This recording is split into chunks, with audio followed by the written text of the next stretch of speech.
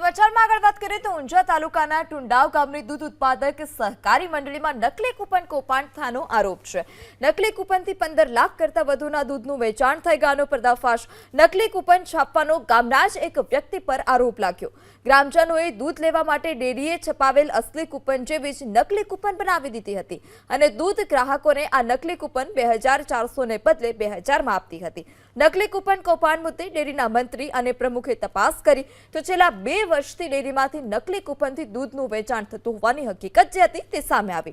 નકલી કૂપન કૌભાંડનો પર્દાફાશ થતા ડેરી સમિતિએ ડેરીના મંત્રીની જવાબદારી નિયત કરી અને ખોટના પૈસા મંત્રી પાસેથી જ વસૂલ્યા છે। ડેરીના પ્રમુખે કૌભાંડ થયાનો સ્વીકાર કરી નકલી કૂપન બનાવનાર પાસેથી 7 લાખ વસૂલ કર્યાની જે પ્રતિક્રિયા હતી તે આપી હતી।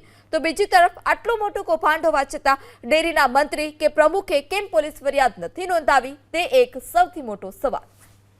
કૂપનનું કૌભાંડ બહાર આવ્યું એના વિશે મંત્રીજીને જાણ થઈ। મંત્રીજી મને જાણ કરી કે ભાઈ આપણે કુંડામાં કૂપનનું ડુપ્લિકેટ વેચાય છે। એની અમને પાછળ એના તપાસ કરી। તપાસ કરતાં ખબર પડી કે ભાઈ ડુપ્લિકેટ કૂપન વેચાણ થાય છે। એ એની સાંજે મેં ઊભા રહી એની અમે તપાસ કરી તો પ્રજાપતિ નામના ભાઈ ડુપ્લિકેટ કૂપન કરી વેચતા હતા।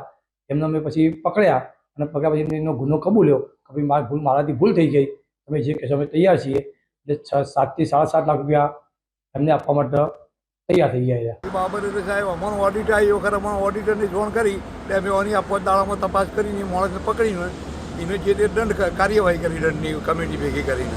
એટલે કેવી રીતે નકલી કૂપનો બનાવી હતી? છાપીને જ બનાવી છે એને પ્રેસમાં સરસ્વતી પ્રેસ ઊંઝા ખરો ને એમાં બનાવીને જ એને અમારા સરસ્વતી પ્રેસનું એડ્રેસ પણ એને આપ્યું।